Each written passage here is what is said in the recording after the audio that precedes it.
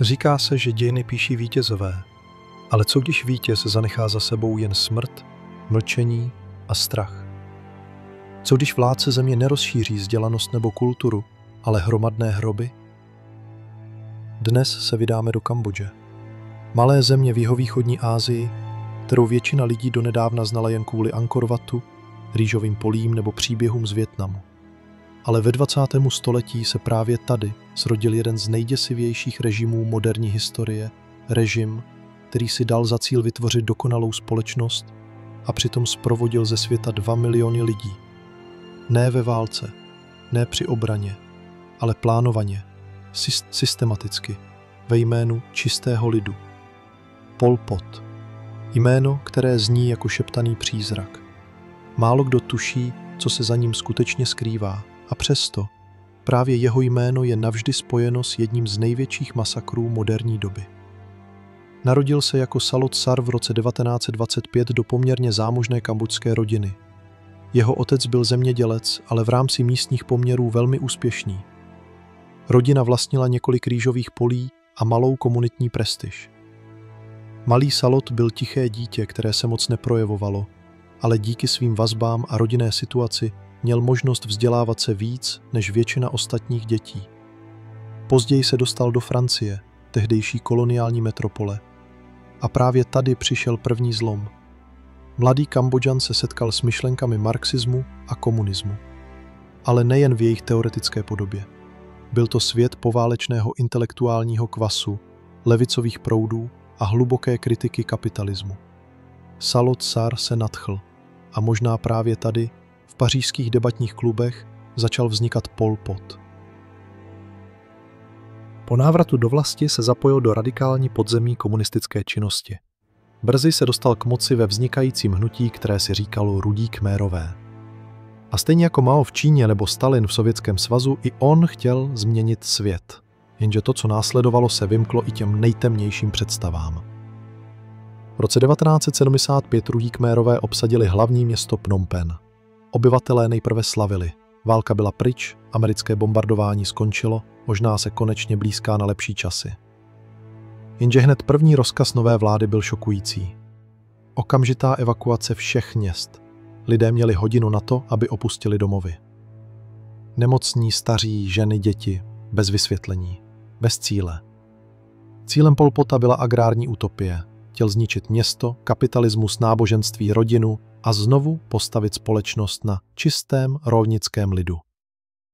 Všichni měli pracovat na polích, nikdo nesměl mít soukromý majetek, osobní vztahy ani vzdělání. Dokonce i slova jako pane nebo madam byla zakázána. Všichni byli jen soudruzi.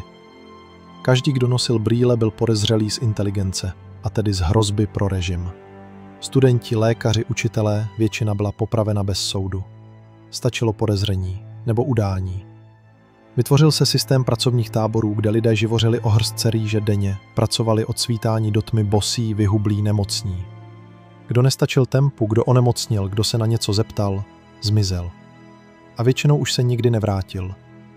Pol Pot nepotřeboval tanky, aby ovládl lidi. Potřeboval jen strach. A ten rozšířil jako mor. Každé slovo mohlo být zrádné, každý pohled nebezpečný. Děti byly vychovávány k tomu, aby udávali své rodiče. Lidé přestali mluvit, přestali se dívat jeden druhému do očí. A když došla slova, začal křik. Rudí Khmerové vytvořili systém popravčích center. Nejznámější z nich se jmenovalo Tuo Sleng, bývalá střední škola přeměněná v peklo na zemi. Tisíce mužů, žen i dětí sem byly zablečeny, aby se přiznali ke smyšleným zločinům.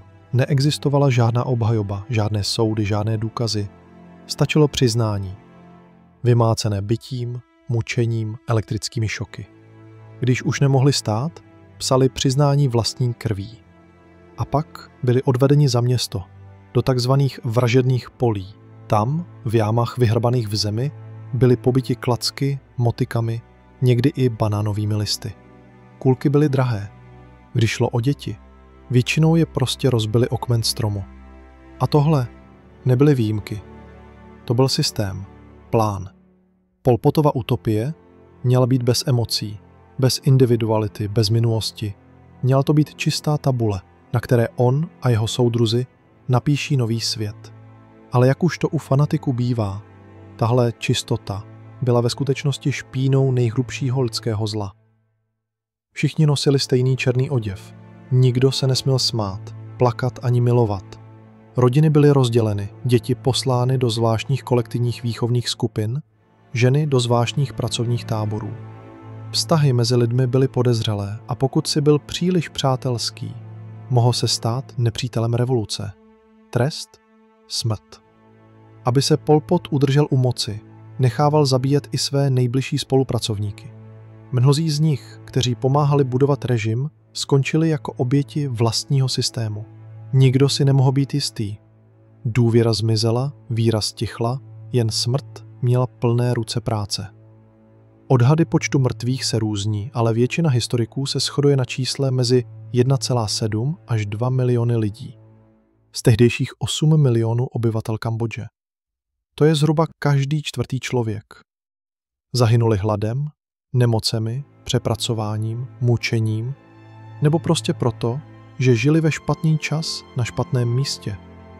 A co je možná nejděsivější, tento systém se zhroutil ne vinou vnitřního odporu, ale až tehdy, když do země vtrhla vietnamská armáda v roce 1979. Pol Pot a jeho lidé uprchli do džungle. Nikdy nebyl postaven před mezinárodní soud, nikdy se nezodpovídal za své činy. Až do své smrti v roce 1998 žil v relativním klidu, ukrytý v kambodžských horách, chráněný zbytky svého hnutí. Dnes v Kambodži najdete památníky, hroby a kostnice. Můžete navštívit Tuol Sleng. Můžete vidět lebky se zbytky provazů kolem krků, dětské lebky se stopami po úderech.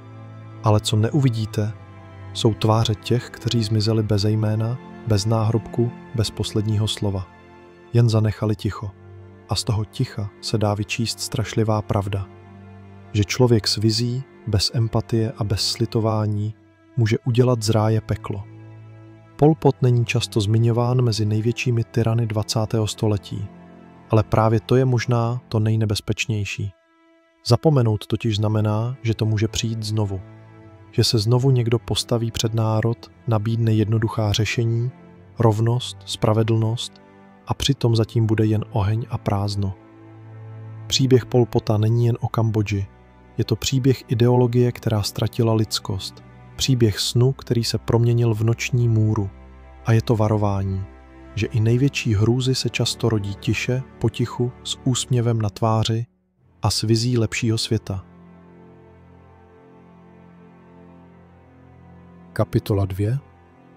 Leopold II. Král, který vraždil pro kaučuk a slávu. Na první pohled to zní jako pohádka. Evropský král, který se rozhodl pomoci Africe. Vybudovat školy, nemocnice, železnice. Vnést světlo civilizace do temnoty černého kontinentu. Tak se to alespoň říkalo na přelomu 19. a 20. století v Belgii. Jenže realita byla jiná. Mnohem temnější. Mnohem krutější. Za elegantními uniformami a diplomatickými úsměvy se skrývala říše utrpení, bolesti a smrti. Král Leopold II. Z Belgie nevládl jen svému národu. Vytvořil si vlastní soukromou kolonii a v ní rozpoutal genocidu, která si vyžádala životy milionů lidí. A to všechno kvůli penězům a troše slávy.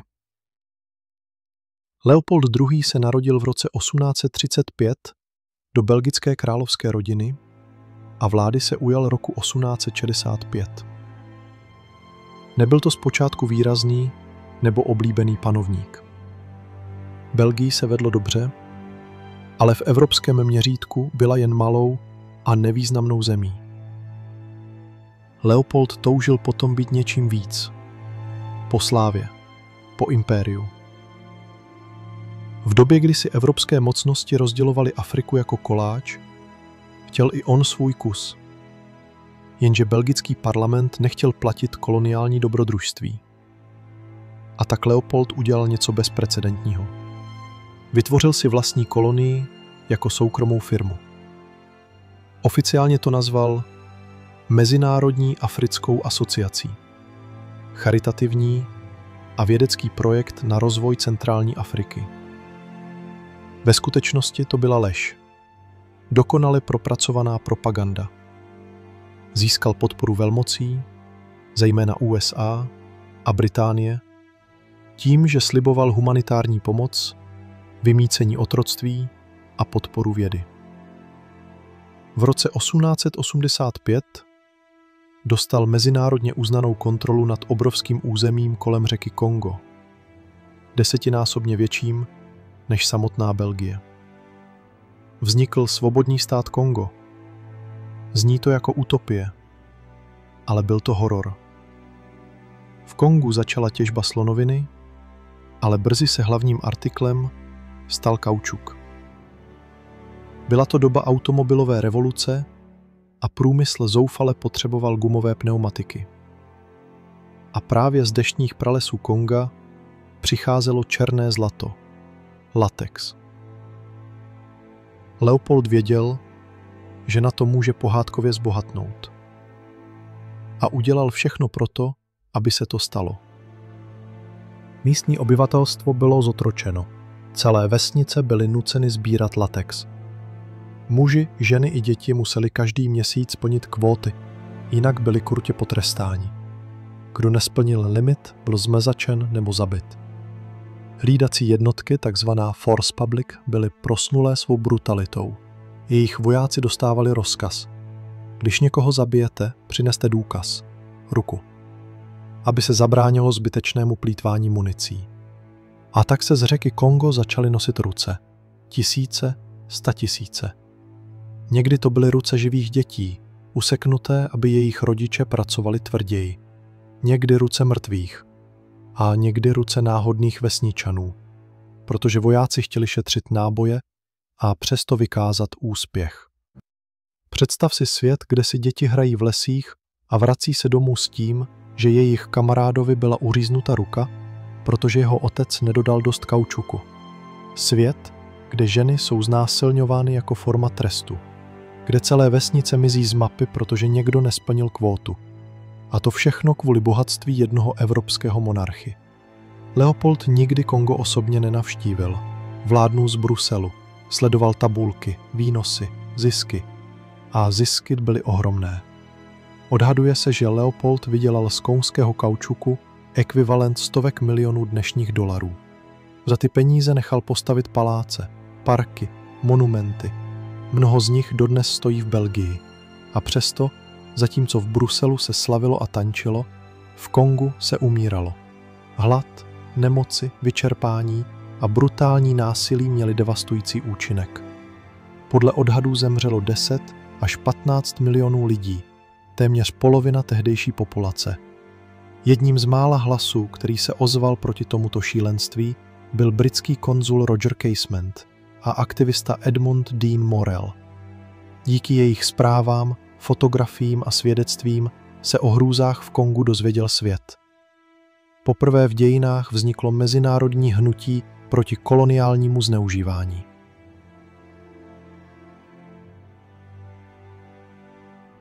Pod tlakem veřejnosti a skandálu byl Leopold v roce 1908 donucen předat kontrolu nad Kongem belgickému státu. Oficiálně zůstalo kolonií, ale režim se zmírnil, jenže škody byly nezvratné. Celé generace byly vymazány, kultury zničeny, paměť přeťata. Leopold II. Zemřel v roce 1909. Bez trestu, bez omluvy. Ve své době byl mnohými stále vnímán jako úspěšný panovník, stavitel, modernizátor. Až později, postupně, začal docházet k přehodnocování jeho dědictví. Jeho příběh je temný, ale důležitý. Ukazuje, co se stane, když se kombinují chamtivost, moc a lhostejnost, když se lidské bytosti změní ve zdroje, když je bolest ignorována, protože se děje daleko a někomu jinému. V Belgii se dodnes vedou debaty o jeho odkazech. Některé sochy byly strženy, jiné zůstávají. A otázka, která zůstává viset ve vzduchu, zní, jak je možné, že tohle všechno trvalo víc než 20 let. A proč se to nikdo nesnažil zastavit dřív? Odpověď je nepříjemná. Protože Leopold II. Nebyl šílený diktátor, nepůsobil jako zrůda. Uměl být šarmantní, diplomatický, přesvědčivý. A protože uměl lhát celému světu. A právě proto je jeho příběh tak důležitý. Protože zlo často nevypadá jako monstrum, někdy nosí korunu a říká, že to všechno dělá pro naše dobro.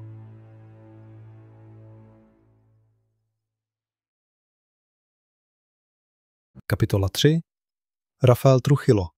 Muž, který si myslel, že je Bůh.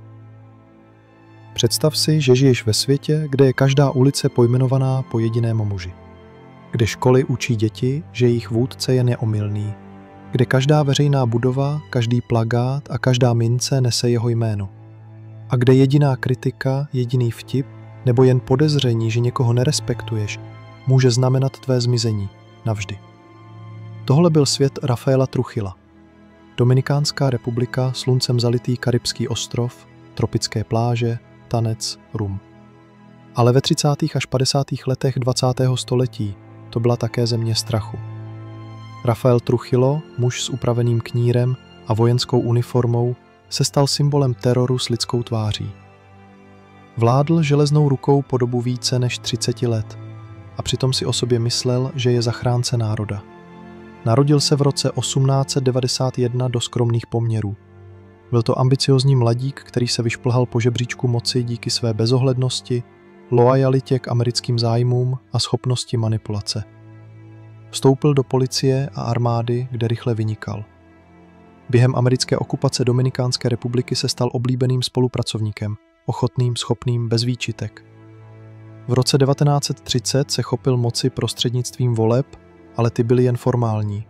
Opozice byla umlčena, zbytek zmanipulován. A od té chvíle začal budovat režim, který neměl v regionu obdoby.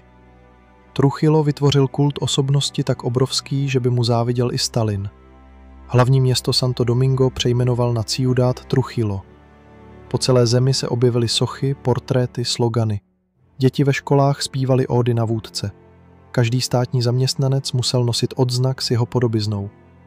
A nejen to, lidé byli nuceni vyvěšovat jeho fotografie doma, ve školách, v obchodech. Chyběla, mohl přijít trest. Přestože navenek působil jako muž pořádku, rozvoje a vlastenectví, jeho režim byl ve skutečnosti postaven na brutálním násilí. Trujillo vytvořil obávanou tajnou policii, SIM, Servicio de Inteligencia Militar. Jejím úkolem nebyla jen ochrana režimu, byla to síť špehů, donašečů a mučitelů. Nikdo si nemohl být jistý, soused, kolega, dokonce ani člen rodiny mohl být informátorem. Podezření se trestalo okamžitě, výslechy, věznění bez soudu, mučení, popravy. Těla mizela, příbuzní se nikdy nedozvěděli, co se stalo. Jen náhle přišlo ticho. Trujillo se také obklopoval systémem korupce a strachu. Jeho rodina vlastnila většinu podniků v zemi, od cukrovarů přes hotely po banky. Byl prezidentem i největším podnikatelem zároveň. Všechno kontroloval a všechno patřilo jemu. A pak tu byl sex. Trujillo měl pověst sexuálního predátora. Mladé dívky byly vybírány a přiváděny do jeho rezidencí, mnohé byly uneseny, znásilněny. Nikdo si nedovolil odporovat. Vůdce měl právo. Říkalo se tomu milenky pro dobro vlasti. Ale nic nevystihuje Trujillovu brutalitu víc než událost známá jako Pereilský masakr. V roce 1937 nařídil Trujillo vyhlazení haitské menšiny na severozápadě země. Byl posedlý myšlenkou čisté dominikánské identity, bez černochů, bez Haiťanů. Jeho vojáci dostali rozkaz najít a zabít každého, kdo je považován za Haiťana. Ale jak poznat Haiťana v oblasti, kde se mluví oběma jazyky? Trujillovi vojáci měli jednoduchý test. Nechali člověka vyslovit španělské slovo perejil, tedy petržel. Pokud to nedokázal správně, byl popraven. Mačetami, puškami, holýma rukama. Za pár dní bylo mrtvých 15 až 30 tisíc lidí. Mnozí z nich byli farmáři, ženy, děti. Jejich těla byla házena do řeky, aby odplula zpátky na Haiti. Byla to etnická čistka, naprosto chladnokrevná, a světu to bylo jedno. Trujillo věděl, jak manipulovat se Západem. Prezentoval se jako antikomunista, jako spojenec Spojených států v době studené války. Zatímco mu doma mučili lidi v podzemních věznicích, v zahraničí dostával vyznamenání. Jeho režim byl brutální, ale stabilní. A to bylo tehdy důležité. Ale i Trujillo měl nepřátele. Po 30 letech teroru se jeho kontrola začala uvolňovat. Tajné služby začaly dělat chyby. Mladá generace byla neklidná. Exiloví odpůrci plánovali atentáty. A konečně v roce 1961 přišla odplata. Trujillo byl zastřelen při jízdě ve svém autě, zasypán kulkami. V jeho kapse prý našli seznam lidí, které plánoval zavraždit v dalších dnech. Jeho smrt otřásla zemí. Lidé slavili, ale i báli se, co přijde dál. Dnes v Dominikánské republice stále zůstává Trujillův odkaz rozporuplný. Mnozí starší lidé vzpomínají na pořádek, čisté ulice a respekt k autoritě. Ale ti, kdo znají celou pravdu, vědí, za tím vším byla krev, strach a absolutní kontrola. Trujillo nebyl jen diktátor. Byl to muž, který si myslel, že je Bůh. A to je vždy nebezpečné, protože když si někdo myslí, že má neomezené právo rozhodovat o životě a smrti druhých, pak už nejde o politiku. Jde o noční můru.